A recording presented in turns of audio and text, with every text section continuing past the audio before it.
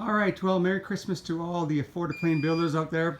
And Darren up here in Calgary. Quick update, build progress, number 10. Okay, lots to get to, so let's get at it. As you can see, it's on its feet, on its gear.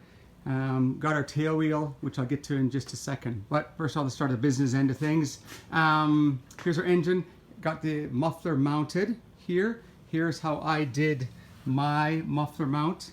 Bracket here, and it's rubber mounted. There's a big cross member in here to support all that, so worked out very well. A shout out to my buddy Larry, thank you for your MIG welder, which I borrowed. So I welded on all the brackets to get the springs in place. Engine is mounted, all the holes are drilled and things. Of course, it'll come off again because this whole contraption has to get out of that door up there. So the engine will come off again, but I did run it. I took the propeller off and ran it down here in the basement for about a minute or so because I wanted to hear it run. Wasn't one of my brighter moves because I smoked up the whole entire house, and my daughter, who was upstairs at the time, I told her to grab the dogs and let's get out of here before we poison ourselves. So I won't win the Dad of the Year award for that move, but anyways, don't tell her, but it was worth it. So got to hear it run. Seems like it runs pretty good. This is the cable I used when I was checking the carburetor here. Again, single carb, single ignition, Rotax 503. Pull start, which you saw on this side here. The recoil starter is kind of buggered, so I got to fix that. That's here, and also up here too. I talked to Rotax. This particular spark plug cap is the wrong kind. It causes radio interference, so I got two black ones to put on here. This one can stay, but I may just change it. But in case those have radio interference, apparently that is the wrong type of spark plug cap, so they sent me one of those to put on.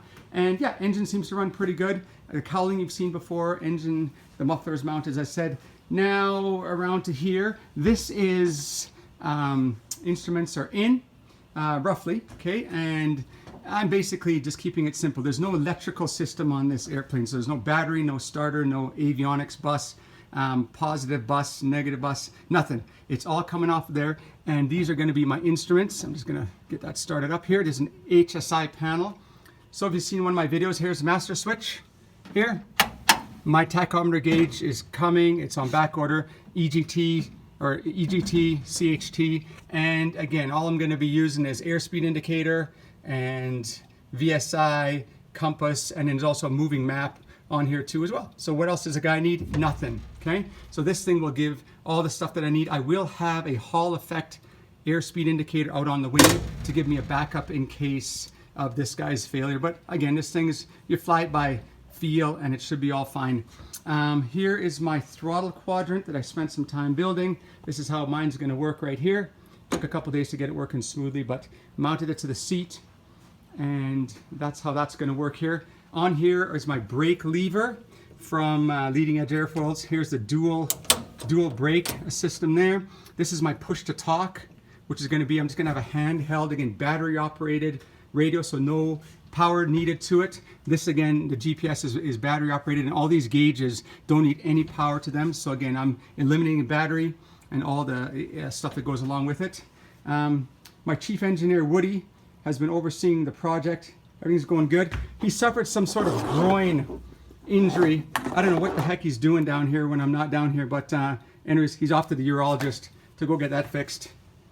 And from the looks of that, he's going to need an orthopedic surgeon as well. So all is going well. I spent most of the time the last month getting this whole system rigged up. This is my elevator, of course, and ailerons. And now my ailerons are hooked up through here, under here, and there's two nylon bushings or bearings. One here, one under there. I don't know if you can see it, but it's down under there. And it took a long time to get it working good, but now it works really good.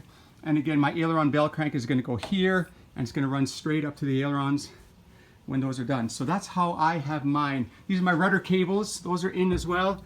Rudder pedals here. Cables. They run through a little nylon channel here.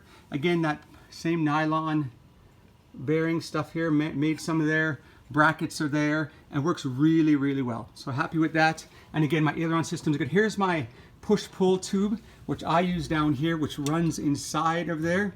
And I got this cable, I got it back from Louisiana. If you saw the last video, I had mangled it, and I had to send it back to Louisiana to get fixed. Now, one of the things the plans didn't say is how much stick throw are we supposed to have?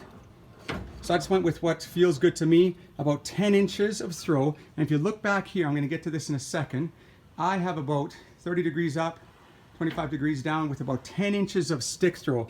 I don't want this thing too pitch sensitive. Most ultralights fly with too much pitch sensitivity, and so I made it how I think it's going to work well.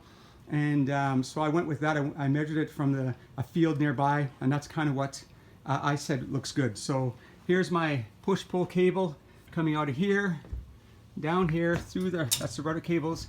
And here's my bell crank system, which took a long time to make. Here is the push-pull cable here. Here's the bell crank that runs obviously to the elevators, which you can see there.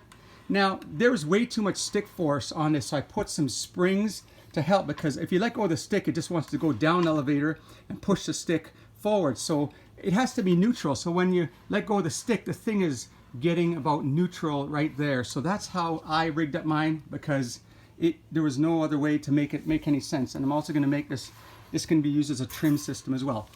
At the very end here, we got our tail wheel finally. Now, I had a horrible experience with Team Minimax ordering their tail wheel. After months and months of back and forth, I gave up on them, and I went to Princess Auto up here in Canada. My Canadian viewers will know Princess Auto, best store ever. In the States, I think you guys call it Harbor Freight. And I bought a truck leaf spring for 40 bucks, bought a tail wheel for 10 bucks, made it up 50 bucks Canadian. I'm all set, because that tail wheel from Minimax is going to cost me about 300 bucks Canadian to get up here. And back and forth, didn't end up paying them. And you know what happened? 2 weeks ago, guess what showed up in the mail? Right there. Tail wheel showed up in the mail. I didn't pay for the thing. So now I got to spend my own money to mail it back to them. So what a horrible experience with them. Anyway, so I made my own, and I'm very happy with it. It works very good. I reinforced the bell crank here a bit, so it was a bit more rigid than what the plans were saying, but pretty happy with that. So there we go. Update before Christmas time. Affordaplane. Now we're prepping for paint. I threw a little primer on, but I'll update that next time. I have to let you guys know how that goes, but it's got to look good. We're going for the cover of Kit Planes magazine. That's just a joke, but anyways. So here we are, the brakes. I think I showed you the brakes already, and here's my drum brakes. They don't work very great. They're more like a brake retarding system, but I didn't really want to fly an airplane that didn't have any brakes, so that's how I made mine. And yeah, so next we're prepping for paint, a few little things to be done, and then that's about it. Then we're going to start on the wings in the new year. Going to place the order and get going on those once I get this all finished up and tucked away. So there we go. There's the update. Merry Christmas to everybody. We'll see you in 2019 when hopefully this thing is going to fly. All right.